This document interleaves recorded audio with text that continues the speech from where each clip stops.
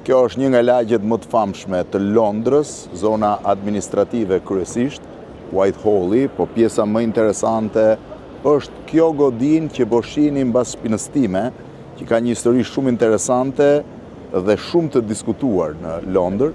Jam thash vetëm, po e kthej kamerën për ta bërë pak më të qartë, jam vetëm 50 metra nga 10 Downing Street, zyra e kryeministrit të Britanisë Madhe, pak më tutje në fund të rrugës është parlamenti britanik.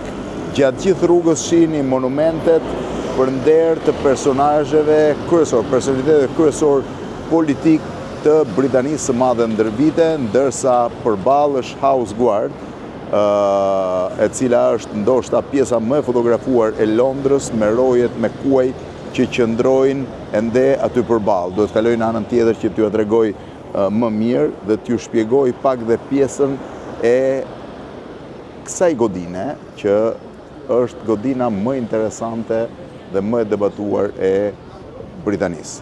Po pse kjo godinë është sot godina, ka qenë disa vjet më parë godina më e diskutuar deri në vitin 2023, kur përfundimisht ai u hap si një prej hoteleve më luksoz në Londër, Raffles Hotel. Godina, po kaloj në anën tjetër për t'ju treguar më mirë, pra është mu në kryqëzimin midis House Guard, shihuni ku janë, që janë përballë, pra ja ku janë rojet me kuaj që qëndrojnë edhe të gjithë njerëzit që kanë dalë për t'i fotografuar, dhe anës tjetër që është kjo godinë këtu, pra kjo godinë që po shihni, e cila është godina e quajtur OVO.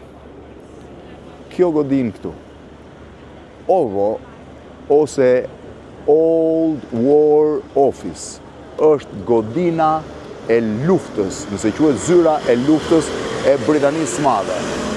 Godina është ndërtuar në vitin 1906, filloi në vitin 1899 dhe u kompletua në vitin 1906. Ajo konsiderohej zyra më e rëndësishme e luftës e Britanisë Madhe në një prej momenteve, fillim të shekullit 20, kur bota përballi dy prej luftrave më të mëdha të saj, luftën e parë dhe luftën e dytë botërore.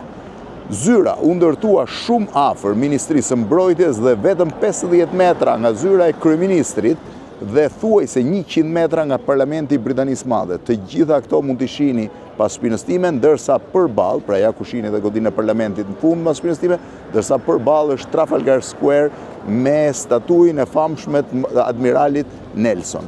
Godina u kompletua në vitin 1906 dhe në të gjenden zyrat e personazheve të famshëm të historisë së Britanisë, si zyra e Winston Churchillit, e cila sot është kthyer në suitën Churchill, zyra e Lorencit të Arabisë, pra personit famshëm që influencoi ose stimuloi kryengritjen arabe, si dhe Jan Flemingut, krijuesit të agentit James Bond 007. Godina funksionoi si zyrë e mbrojtjes, zyrë e luftës e Britanisë Madhe në të dy luftrat botërore. Aty u morën disa nga vendimet më të rëndësishme të luftës, madje pak më tutje, nga këtej është dhe bunkeri, në këtë drejtim është dhe bunkeri ku Churchilli qëndroi gjatë gjithë luftës dytë botërore për të ruajtur nga bombardimet gjermane. Por në vitin 1960, kjo godinë, e cila për më shumë se sa 50 vjet kishte qenë godina më e rëndësishme e luftës e Britanisë Madhe, e humbi funksionin e saj. Zyra e luftës u bashkua me Ministrinë e Mbrojtjes dhe godina shërbeu si godinë administrative për një periudhë kohe, por pa patur funksion. Në vitin 2014, qeveria britanike mori një vendim që kjo godinë, pra godinë që po shihni mas spinëstime, dhe thash që njihet si Old War Office, të mos mbahej më për të shkurtuar shpenzimet qeveritare. Ishte një godinë me shumë kosto të larta, tani për t'ju treguar më qartë shihni, me kosto shumë të larta të mirëmbajtjes së saj, një godinë shumë e madhe, e cila vendos t'ju shitej Hindus Group, një grupi biznesmenësh nga India, të cilët e blen atë për 350 milion sterlina. Pra, godina u ble për 350 milion sterlina nga grupi, i cili vendosi ta kthente atë në një prej atraksioneve dhe zonave të hospitality, nëse mund ta quajmë kështu, më të rëndësishme të Londrës. Godina është shumë e gjerë, është e shtrirë edhe në anën, është gati një blok komplet dhe njëkohësisht ka një obor të brendshëm që shërben ende sot si obor për hotelin. Shiheni shtrirjen e godinës, pra është gati një blok godina deri në fund të rrugës tjetër. Grupi që e mori, pra grupi Hindus, vendosi të ndërtojë këtu Raffles Hotel. Sot, ja ku është dhe flamuri i Raffles Hotel pati një rekonstruksion prej rreth 1 miliard pound, pra 350 milion pound shkoi vetëm blerja dhe 1 miliard pound rekonstruksioni. Sot, godina ka një hotel me 120 dhoma, Raffles Hotel, 11 restorante dhe bare nga më të mirët në të gjithë Londrën, si dhe një numër rezidencash që është e vështirë thuhet, po në mos gaboj janë diku të rreth 20 ca rezidenca që konsiderohen në katet e fundit, që konsiderohen rezidencat ndër më luksozet në Londër. Raffles Hotel u hap në vitin 2023, mbas një thuajse 10 vitesh punë.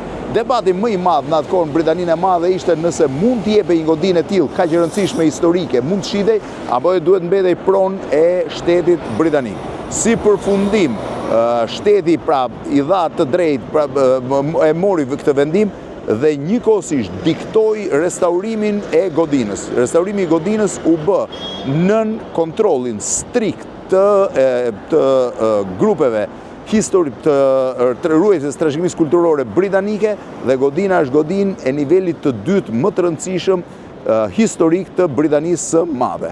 Një godinë tashmë pra e ndërtuar thuajse 119 vjeçare dhe që prej thuajse 11 vjetësh është hotel. Godina është një hotel luksoz, është i pari Raffles i ndërtuar në Britaninë e Madhe dhe gjëja më interesante e tij është se në zyrat e vjetra të luftës, katit parë sot janë restorantet dhe baret, ndërsa në katin e fundit mund të gjesh suitën, një nga suitat më të famshme në Londër, suitën e Churchillit. Quhet kështu sepse ka qenë zyra e luftës e Churchillit dhe rezidenca ku ai rrinte gjatë kohës luftës parë si Lordi i Admiraliatit dhe më pas gjatë luftës së dytë botërore. Suita e Churchillit, nëse ti kërkon internet, mundova të gjej, nuk ka një çmim. Dhomat variojnë kryesisht nga 900 pound dhe janë rreth 33 metra katror, ndërsa suitat e mëdha shkojnë me 1000 pound nata. Suita e Churchillit është rreth 160 metra katror, sipas të dhënave që shef në internet, dhe ruan mobilet origjinale të kohës, të cilat vazhdojnë të jenë sot pra pjesë e saj. Ndërkohë, brenda godinës ka artefakte të rëndësishme historike dhe gjëja më interesante e saj është shkalla e mesit, shkalla në cilën ngjithesh për në katin e dytë, që mbetet ajo që ka qenë madje edhe me pllakën që tregon që kjo është zyra e vjetër e luftës.